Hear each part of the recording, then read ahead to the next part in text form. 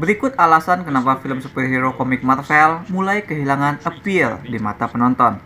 Pertama, konsep multiverse yang seperti pedang bermata dua.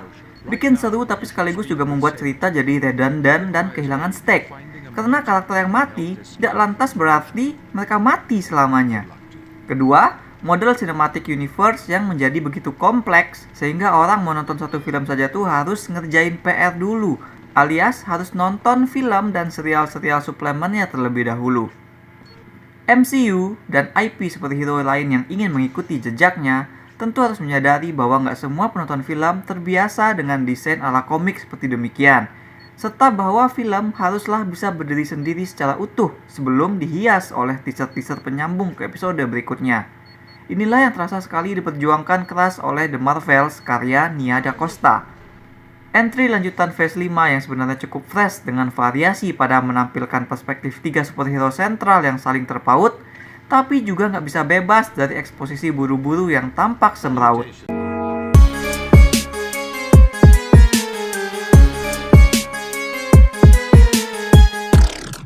Carol Danvers selama ini menjaga semesta dari luar angkasa, hanya ditemani oleh kucing oranye alien. Kapten Marvel kita terbiasa beroperasi sendirian, sampai ketika kekuatannya tanpa sengaja saling terkait dengan kekuatan like-based lainnya, yaitu kekuatan milik Monica Rambeau dan kekuatan milik superhero remaja bernama Miss Marvel.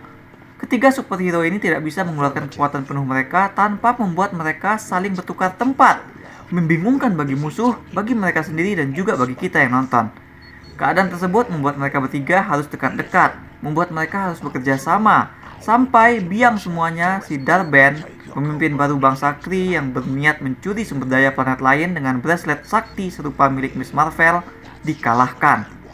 Secara personal, bagi Carol ini juga adalah perjuangan emosional, karena dia punya konflik relasi yang belum terresolve dengan Monica, yang merupakan ponakan angkat yang telah ia tinggalkan sejak kecil. Serta Carol juga harus menjaga dan menerima keberadaan Kamala, si Miss Marvel yang actually sangat mengidolakan dirinya. Nah, bayangkan terjebak bareng fans petakilan dan ponakan yang membuat dirimu merasa bersalah. Itulah PR-PR itu. Kenapa Monica bisa punya kekuatan superhero? Siapa Kamala, si Miss Marvel?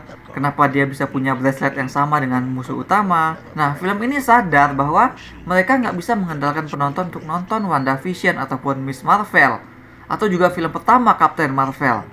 Sehingga film ini menggunakan babak pertama cerita dengan full ngasih recap apa yang telah terjadi pada serial dan film mereka masing-masing. Cara yang dilakukan untuk menyampaikan tsunami informasi itu memang cukup kreatif sebenarnya.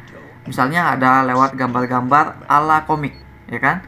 Akan tetapi, seharusnya babak krusial, babak pertama tersebut digunakan untuk lebih memperkuat landasan fondasi journey karakter macam apa yang harus dilalui oleh karakter utama. The way cerita The Marvels terbentuk adalah lebih seperti sebuah kisah tentang 3 superhero yang terjebak dalam keadaan unik, dan mereka harus belajar bergerak dalam keadaan tersebut untuk mengalahkan musuh. Dan dengan bentukan tersebut, memang film ini terasa menyenangkan.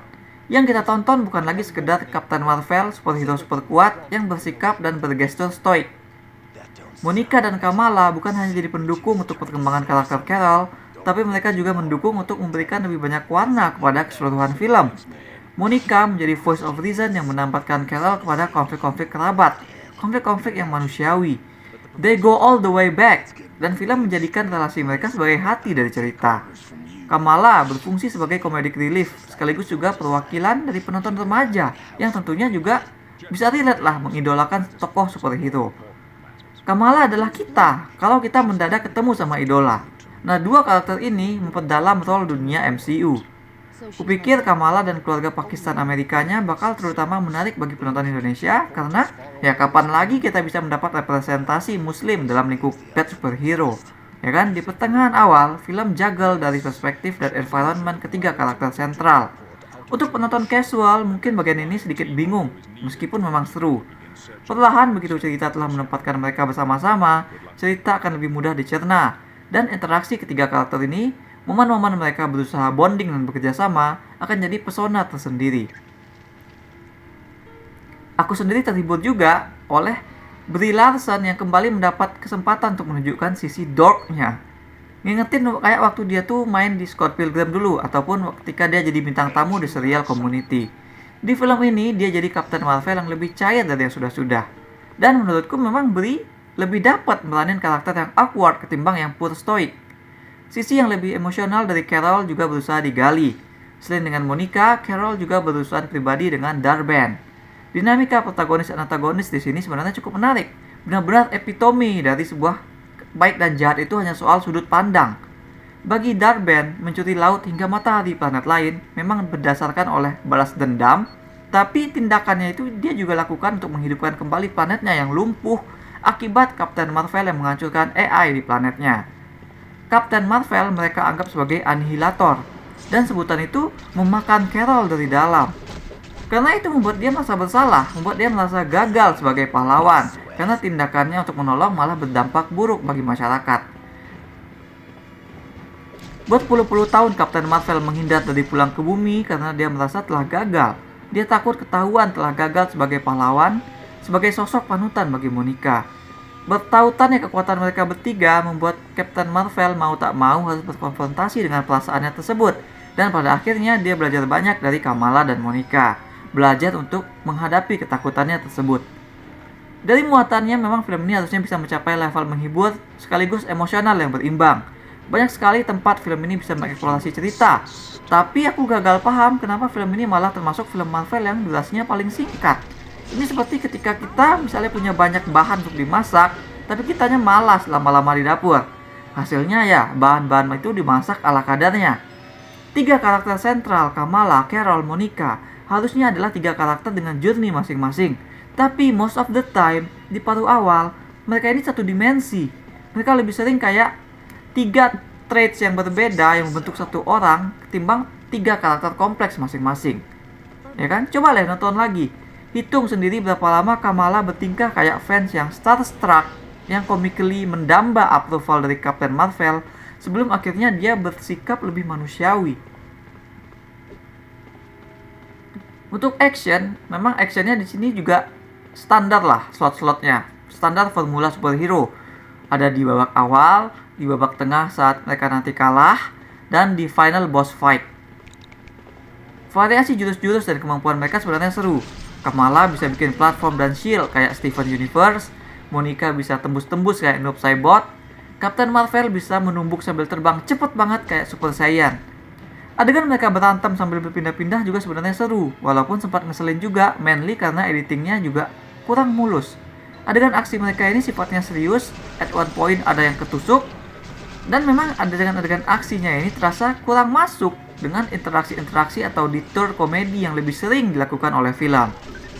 Nah, sepertinya memang karena dibebankan oleh banyaknya eksposisi dan waktu yang kurang banyak, film jadi terutama mengandalkan pada tone komedi. Bahkan Nick Fury di film ini tuh nggak ngelakuin banyak selain ngasih celetukan atau komentar lucu. Tonton komedi film jadi semakin liar, sehingga aku jadi bertanya-tanya kenapa mereka nggak sekalian bikin film kartun aja gitu. Sebenarnya oke kalau memang diniatkan seperti itu. Adegan-adegan seperti evakuasi stasiun ruang angkasa dengan menggunakan kucing-kucing alien yang ngasih vibe komedi agak horor, ataupun adegan nyanyi-nyanyi ala Bollywood dengan menampilkan aktor Korea, akan lebih terasa klop kalau film memang diniatkan sebagai komedi petualangan yang absurd. Namun film ini terlalu sibuk untuk memaparkan informasi pada babak pembuka, membuat 3 karakter sentral lebih sebagai spektrum sikap berbeda dari satu kesatuan yang sama, sehingga tone film tidak pernah benar-benar terbangun. Film lantas berjalan dengan nada yang serampangan antara konyol dan heartfelt, seperti tidak ada ritme. Memang menghibur, tapi menghibur itu bukan lantas berarti filmnya bagus. Menghibur hanya berarti karakternya menyenangkan, dialog dan kejadiannya lucu, petualangannya seru. Film ini berkisah tentang Captain Marvel yang kekuatannya terpaut kusut dengan kekuatan superhero lain, but also film ini sendirinya juga bercerita dengan silang sengkarut. Kebutuhan untuk memuat banyak eksposisi berusaha dimuluskan lewat nada komedi, yang membuat bagian yang lebih emosional dan serius justru jadi seperti bagian yang disematkan. Naskah jadi terlalu lama masuk ke bagian yang penting, dan bahkan setelah itu pun naskah masih memuat detour-detour konyol. Film ini mungkin mampu membuat kita sedikit tertarik kembali kepada superhero, tapi belum cukup untuk mengembalikan genre ini kepada pencapaian kualitas film-film awal dari MCU. Aku berikan 5,5 dari 10 bintang emas untuk The Marvels. That's all we have for now. Di film ini kita lihat ada adegan Bollywood tapi karakternya aktor Korea. Menurut kalian apakah ini bentuk keignoran barat yang menganggap semua orang Asia itu sama? Share pendapat kalian di komen. Jangan lupa hit like dan subscribe supaya tidak ketinggalan review-review dan playthrough lain. Kunjungi myderseed.com untuk review yang lebih detail. Atau kalian bisa kunjungi store myderseed di ciptoloka.com. Ada banyak kaos dan pernak-pernik custom yang unik, mulai dari film, musik, game, hingga wrestling. Thanks for watching. Remember in life, there are winners and there are losers.